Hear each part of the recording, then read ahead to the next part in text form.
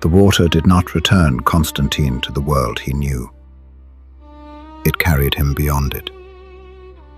There, beyond the road of years, he met the man at the end of time. Constantine was not the maker of PawGartha. He was not the source of the miracle. He was the witness, the vessel, the name-bearer.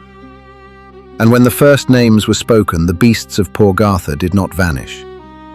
They stood, they remembered, they became peoples. The lions raised cities of fire, stone, and memory.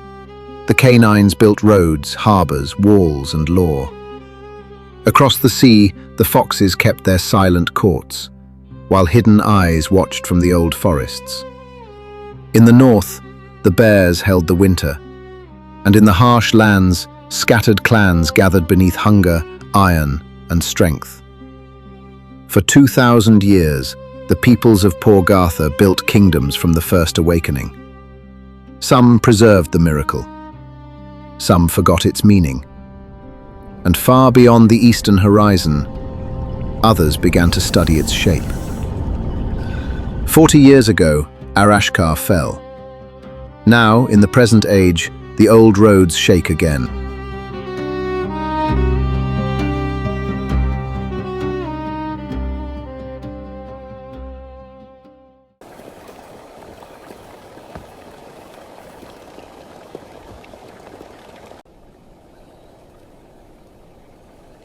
Shift the wagons inland. Cargo first, traffic second. Keep it moving. Move the grain first. Timber can wait. That dock stays clear.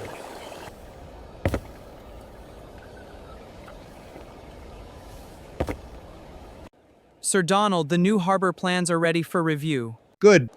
Bring them by my office this afternoon. And just Donald, no sir.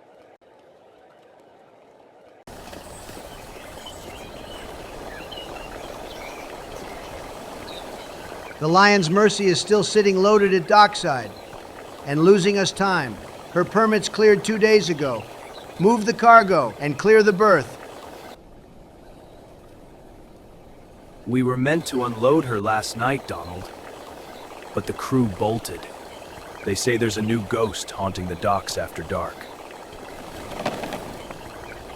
Ugh, probably that lazy fox. I'll need to talk to the ambassador. Again. I still remember when I arrived in this place. A stranger, in a city that should not have existed. I had no memory of the road behind me, only my name, only fragments of experience, and the uneasy feeling that wherever I was, these people were already living on borrowed time.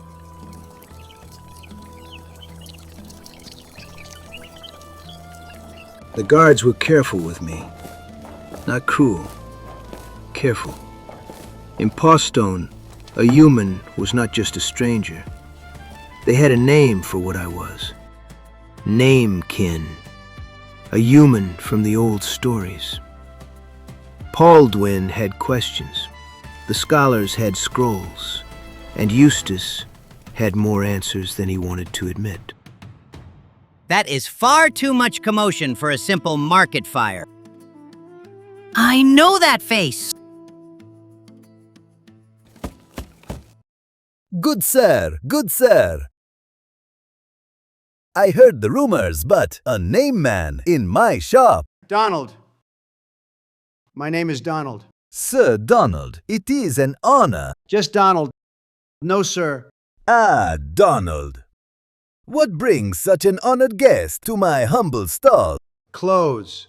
Baldwin gave me these. Fine work. Very fine. But a man needs something to change into. Of course, naturally.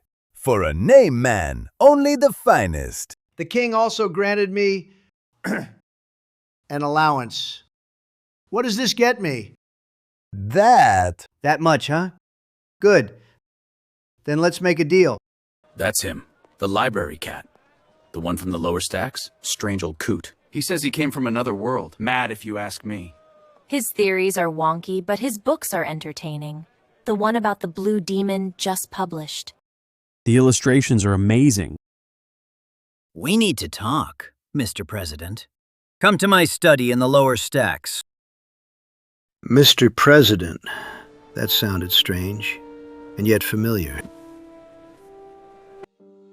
All right. Let me try this simply. You asked for a private talk. So talk. I remember strange things. Not a proper world, not clearly. Only fragments. Things seen through boxes.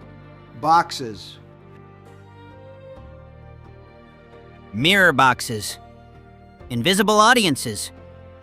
People watching from far away. Always watching. And you kept appearing in them.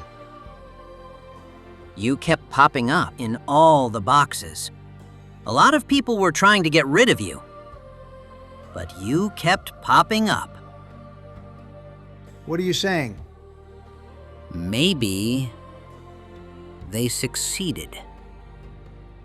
And now you are here.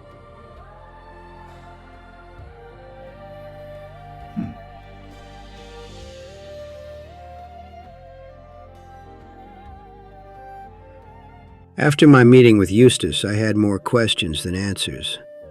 Traveler, namekin, a stranger in a stranger land. But I did not need ancient prophecies to understand pressure, and PawStone was under pressure.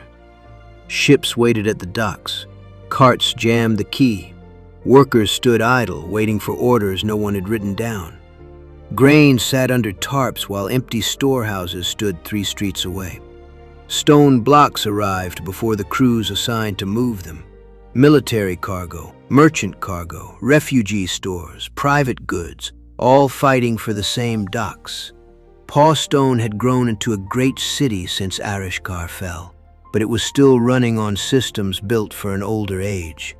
So that is where I started, at the harbor, not with speeches, not with titles, with questions. Who unloads first? Who keeps the ledgers? Who controls the cranes? Who inspects the grain? Who assigns the labor gangs? Who repairs the dock road?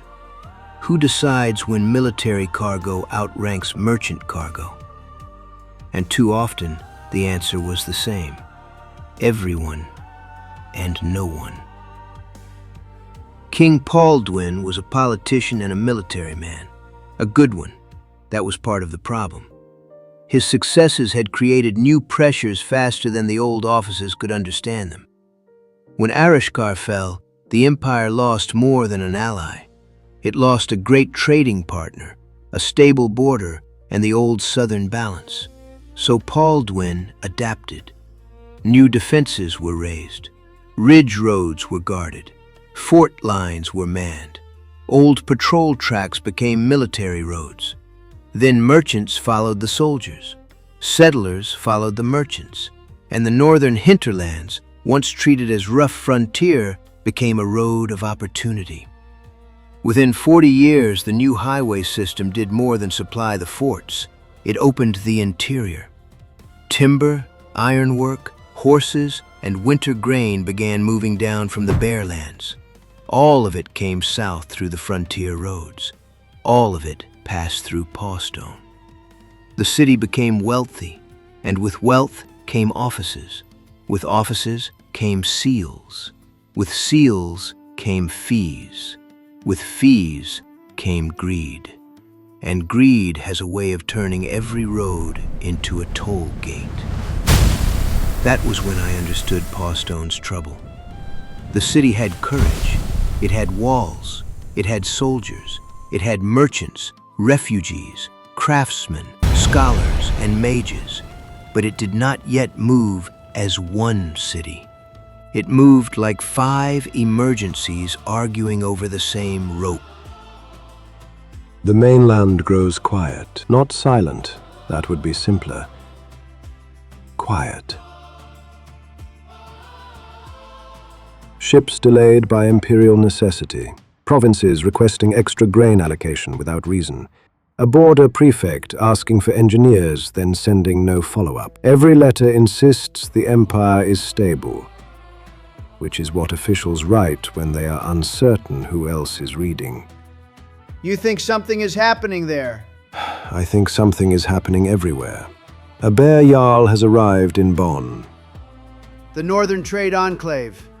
Timber, hides, ironwork, caravan rights. A hard place to reach in fair weather, and this is not fair weather. What does he say he wants? To tour the Empire. Princes do not cross the northern roads to admire storehouses. Then he is measuring something. Our strength, our weakness, our roads, our loyalties.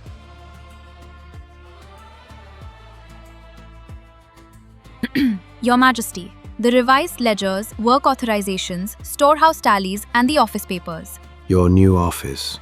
Your advice has been welcome. Now I need it put to use. Then let me give one more piece before I start signing anything. If trouble is brewing in the Empire, this Bear Prince may be useful. Not because he is safe, because he is here. You would receive him. I would learn why he came, what he knows, who sent him, who he is afraid of disappointing, and I would not wait for allies to arrive by accident. The foxes. They are closer than the mainland. They almost never leave their isles. Good, that means they understand danger before it reaches the gate. They have refused deeper treaties for generations. Do not ask for a treaty, ask for an embassy, a safe house, trade rights, harbor guarantees, quiet information, something small enough to accept, useful enough to matter, and public enough that enemies notice. The mainland delays. The north sends princes. The frontier sends smoke. Very well. Draft a letter to Her Radiance.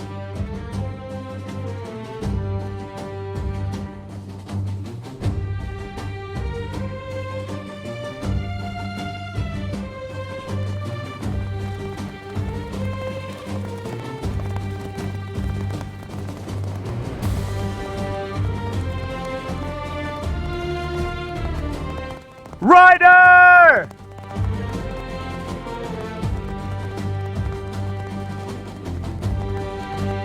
News from Eastwatch? Not sure, sir.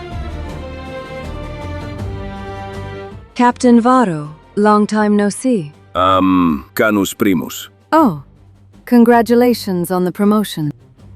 The blast was here, south of Ridgewatch. There is no pass there. There is now. That plateau has stopped armies for 40 years. Until now. If they came through here, they are not in front of the ridge forts. They are behind them. And if they reach it, they can use our own road against us.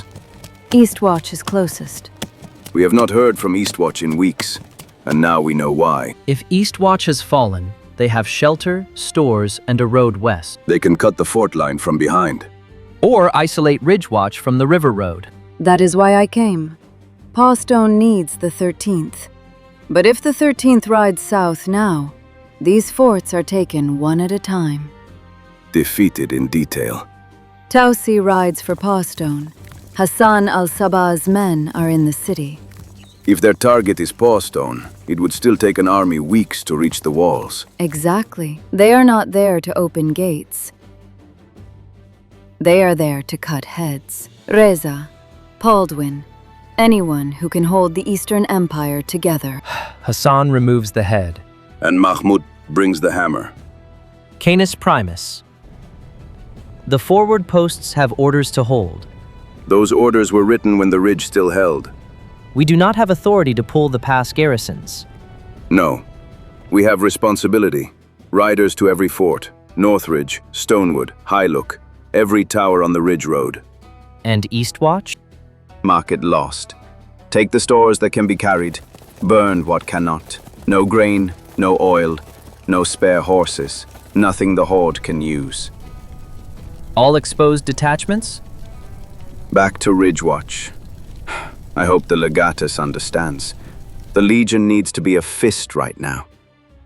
That abandons the outer line. The outer line is already outflanked. Cannot feed Mammut one fort at a time. You are making a dangerous call. We have traveled these roads for many years.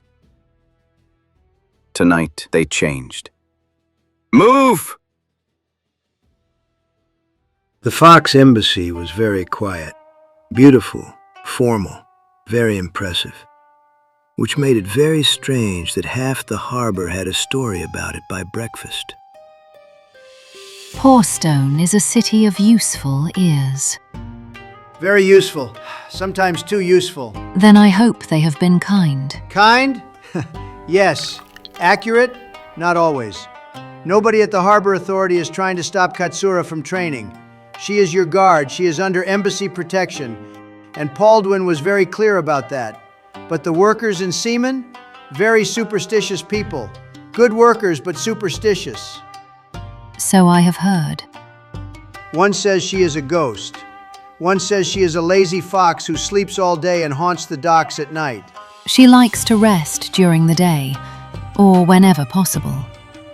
I believe that, completely. I believe it because lazy people do not run across warehouse roofs at midnight and scare my carpenters. Now I can talk to Reza. Maybe she uses his villa. She can train with the Immortal Guard. Very good fighters, serious people. They will not faint because a shadow moved behind a chimney. Or, if security is your concern, I can speak with Baldwin. Have more guards assigned to the embassy. Good men, disciplined men. Men who stand near doors, hold spears, and do not create ghost stories in the warehouse quarter. It is not a matter of guards or safety. What then? Understanding. Katsura is more than a guard. In the Fox Isles, we take great care to heed the old spirits. Our shrines remember what our courts sometimes forget. The old spirits. Some call them Kitsumori. Some speak more carefully and call them the First Watchers. Older songs give other names. Those fortunate enough to be adopted by one are given great respect. Adopted by one. That pet of hers? Not a pet. Not owned. Not commanded. Chosen, perhaps. Watched over. Bound by a thread older than our courts. There are powers in this world older than the courts of foxes, lions, and canines.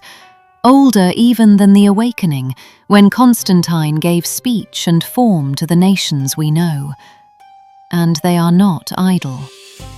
So Katsura is here because of this spirit?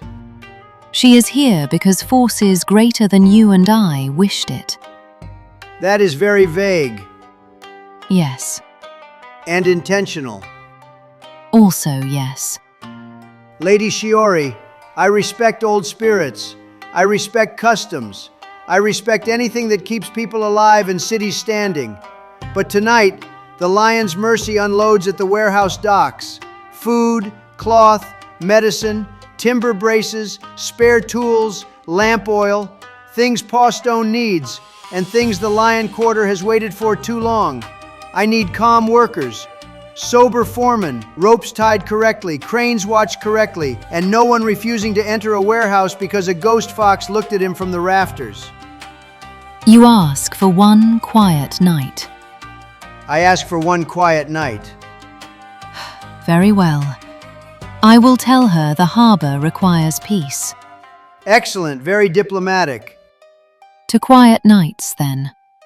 To quiet nights.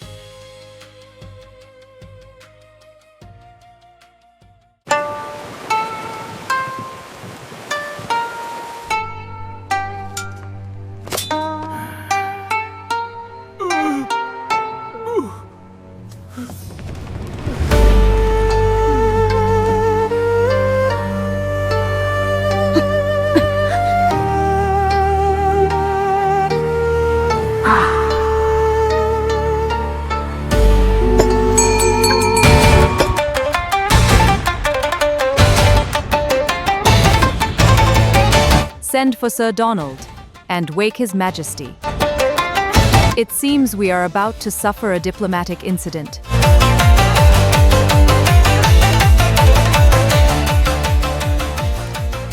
The other cells are moving toward the secondary targets.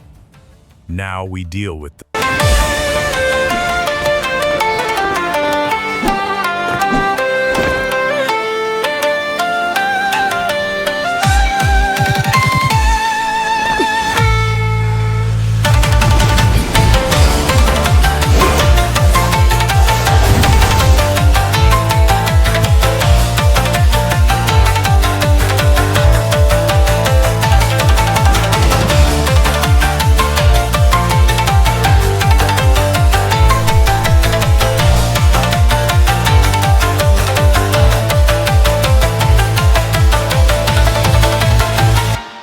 I'm the worst fox to test your chaos magic on. Kia!